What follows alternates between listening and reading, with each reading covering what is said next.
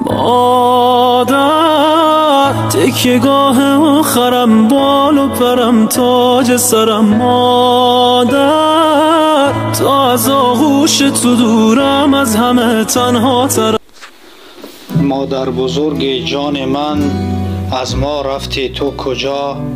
ای درخت پرجلا و سایه لطف خدا.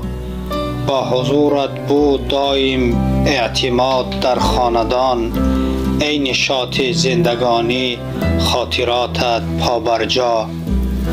نام نیکت جاودان در دل ما ماندگار.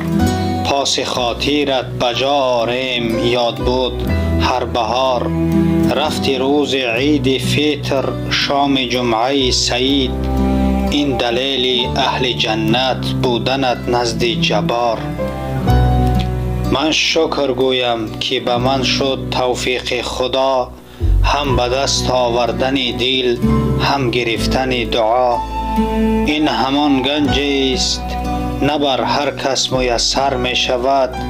بی بی خویش را عیادت کردن و خیر و وداع. الوداع ای مادر غمخوار و بیمار. الوداع الوداع مادر بزرگ ای بی بی جان. الوداع.